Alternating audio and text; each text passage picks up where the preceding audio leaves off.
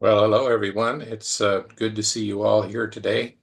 Uh, I'm going to share a PowerPoint with you while I speak, so you'll be able to follow along. And hopefully, this message will be one of encouragement to you.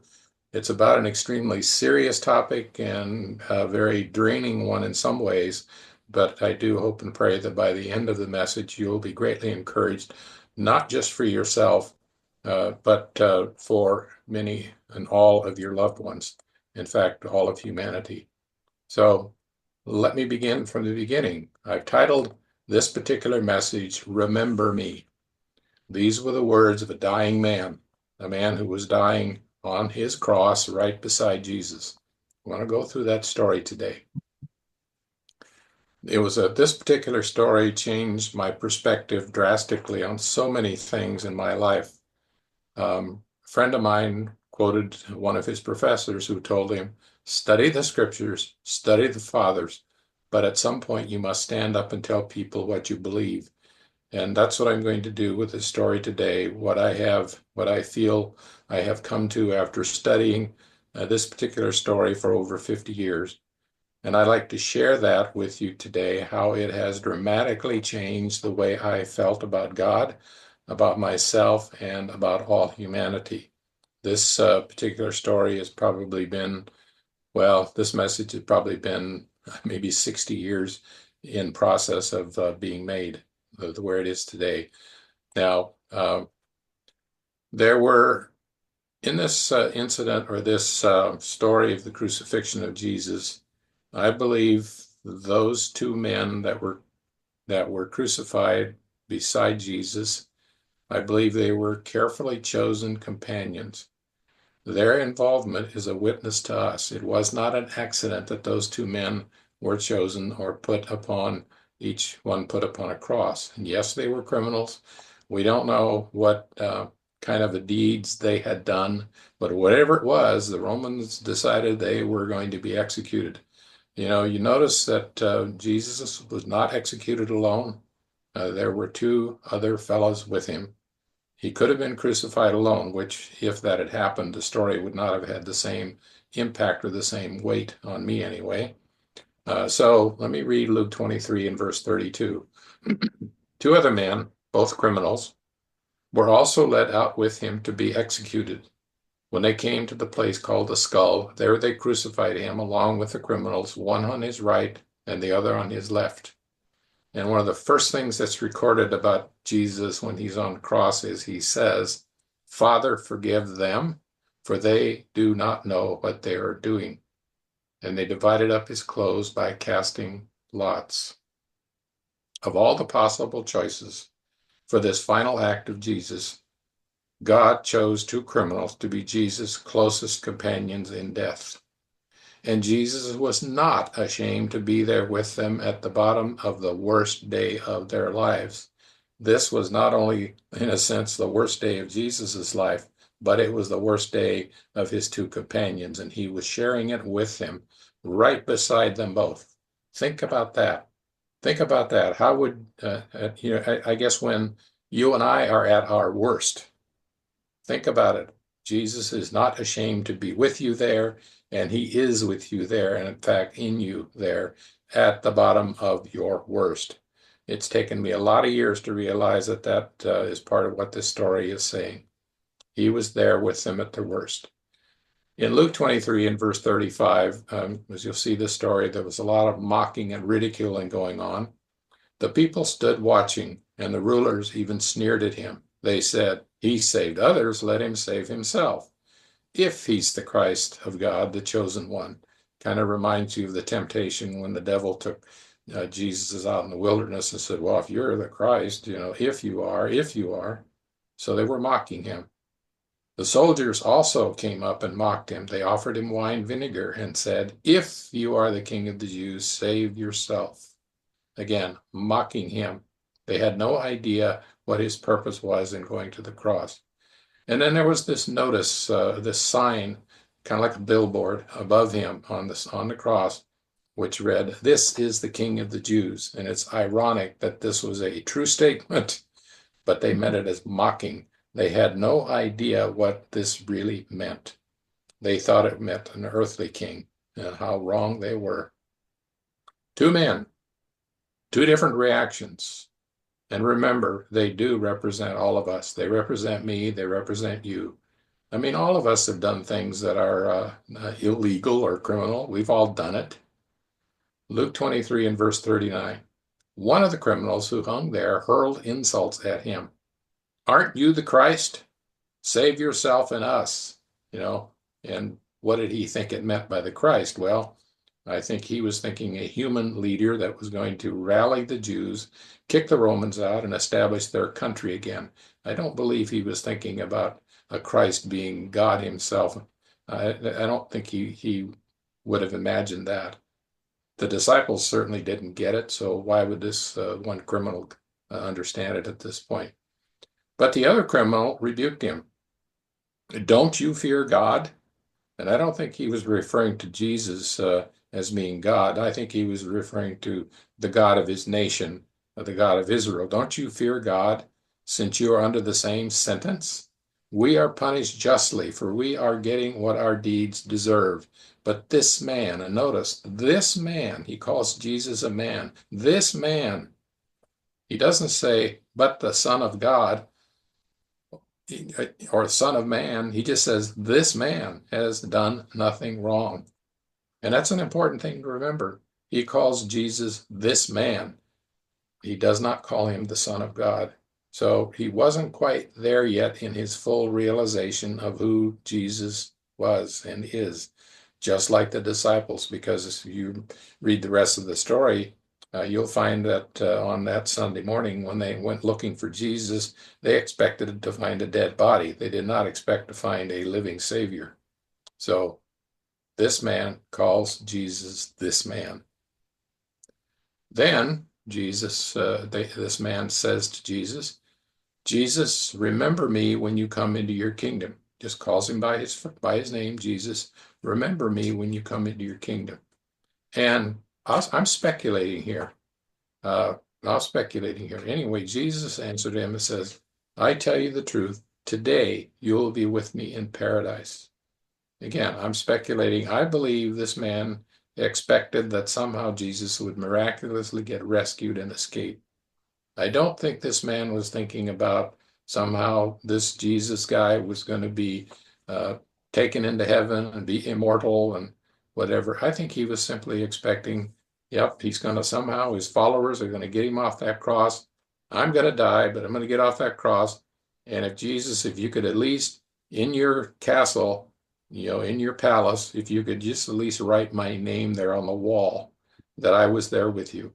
I think that's all he was asking for. And I know I'm speculating, but I want you to just think about it. Now, please don't forget that just a few verses earlier, Jesus had declared, "Father, forgive them, for they do not know what they're doing." I believe this includes both of these men. Father, forgive them, they don't know what they're doing. As I said, I believe this includes both of these men. With me in paradise really is about union with the Father, Son, and Spirit, life in the Holy Trinity. That's what Jesus was promising, and I believe he was promising it to all men, not just this one criminal, but to both. That's, again, I'm speculating here, but that's what I believe. That's what I believe is happening here. Now, let's move a little bit further into the story. Luke 23 and verse 44.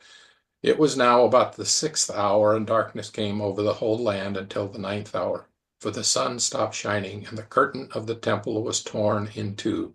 Now that's significant because that curtain in the temple restricted access to the Holy of Holies to only the high priest. Only it was very selective, But now with that temple veil, the curtain being torn in half, it meant access for all, everybody. Everybody could go there. It was an interesting demonstration of it. Jesus called out with a loud voice, "Father, into your hands I commit my spirit." Interesting. He knew he could trust his Father.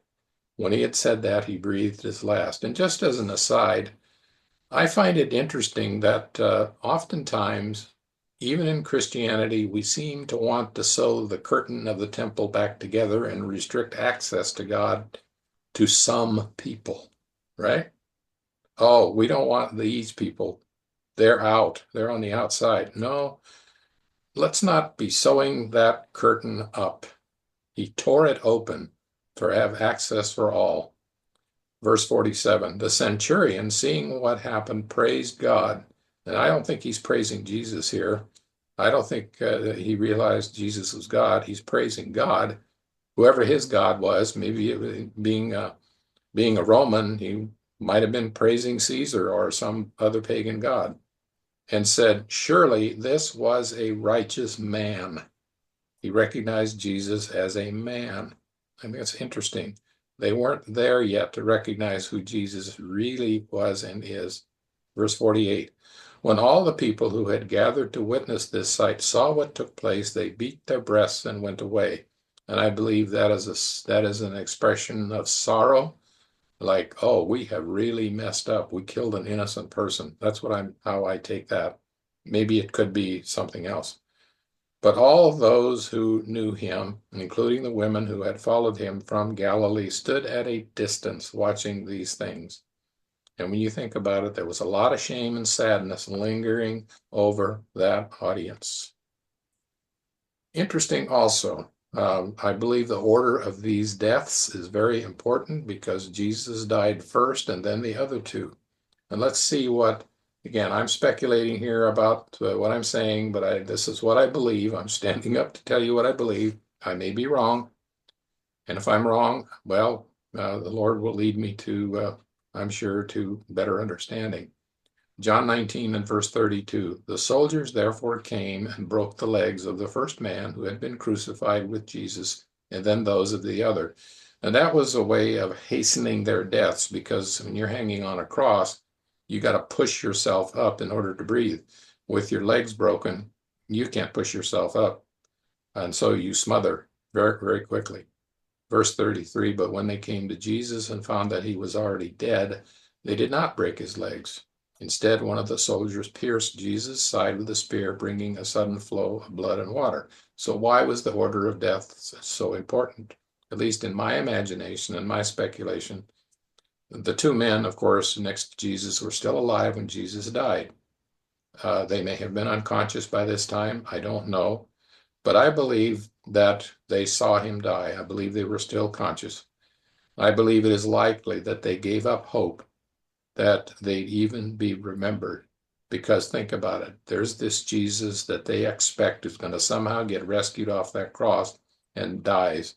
And he had just promised, especially to the one, you're going to be with me in paradise.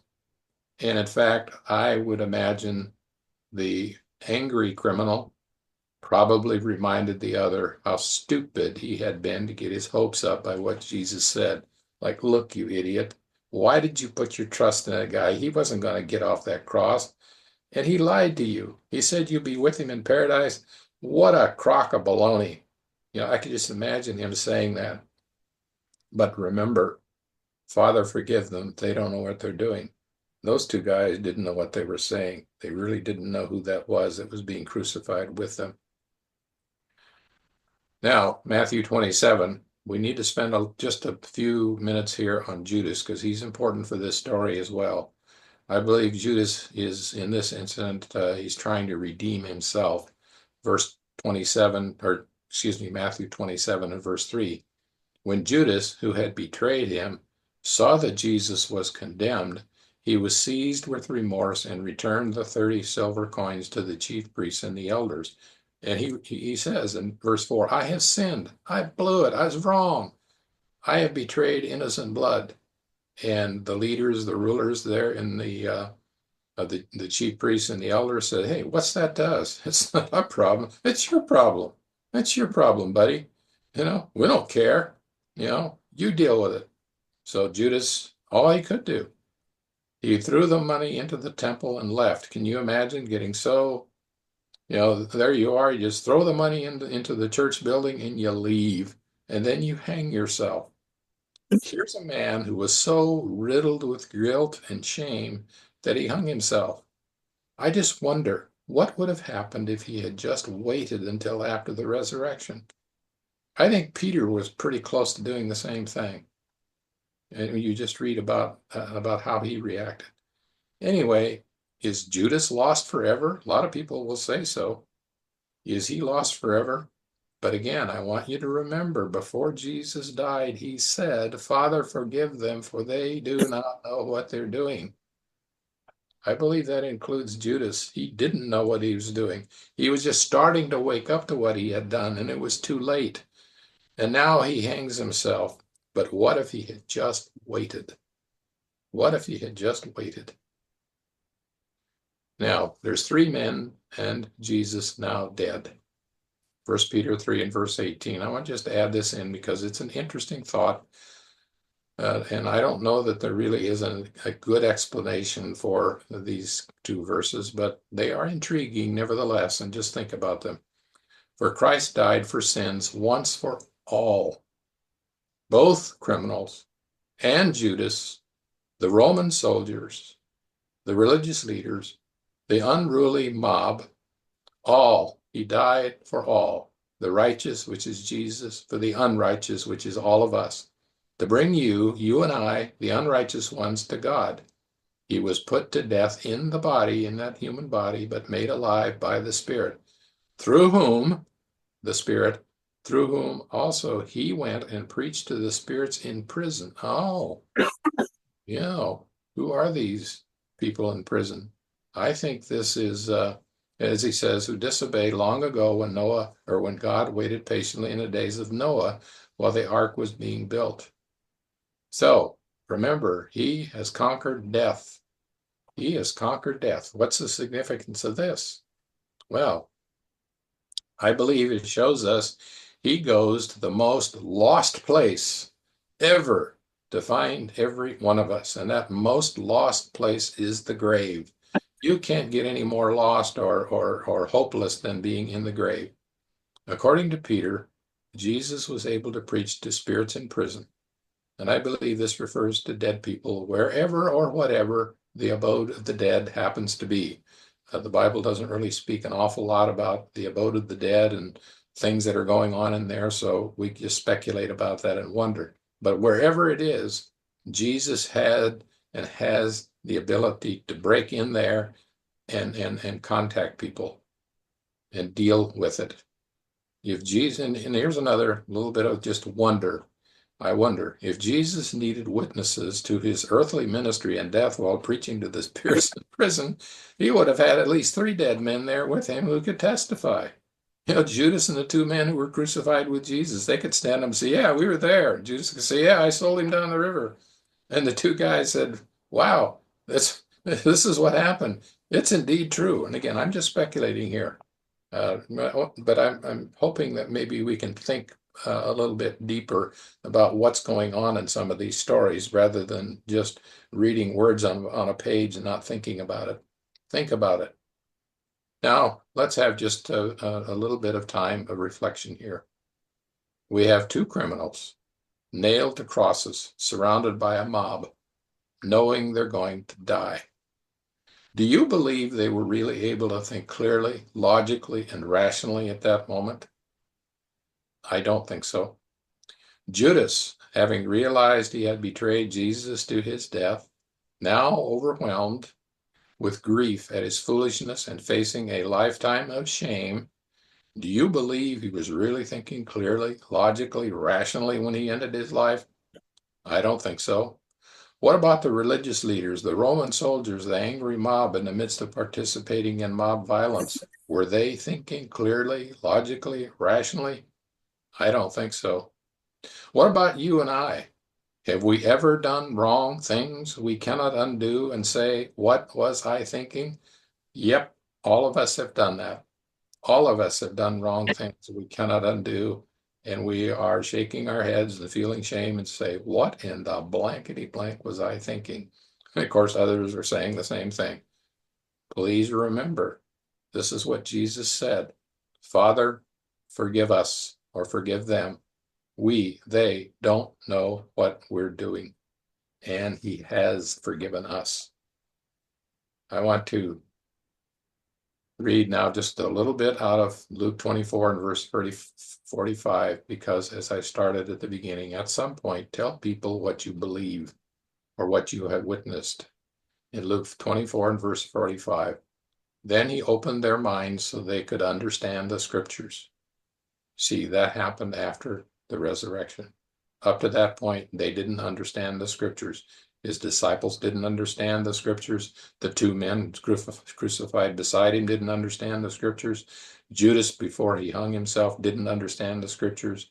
The Romans, the religious leaders, the mob didn't understand the scriptures. So now in verse 46, he told them, this is what is written. The Christ will suffer and rise from the dead on the third day, and repentance and forgiveness of sins will be preached in his name to all nations, beginning at Jerusalem.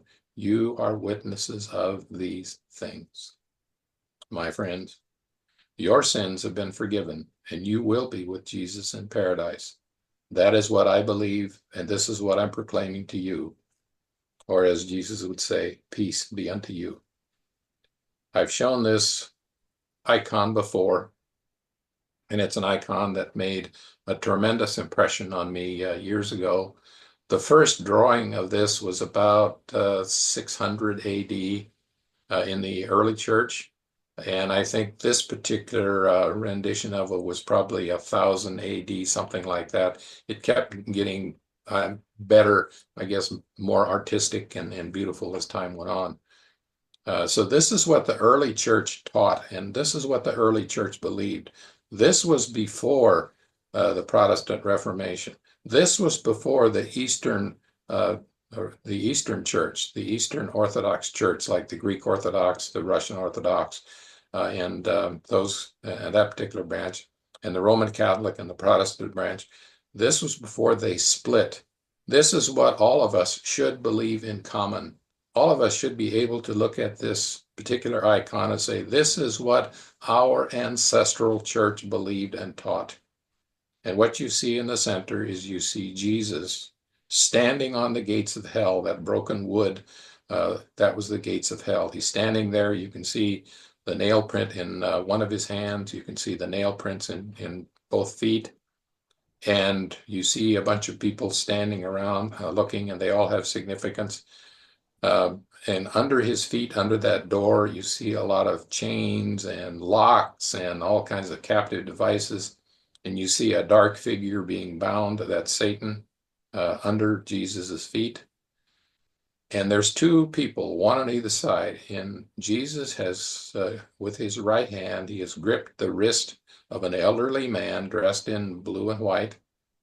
With his right hand, or with his left hand, excuse me, he has gripped the wrist of a woman in blue and red.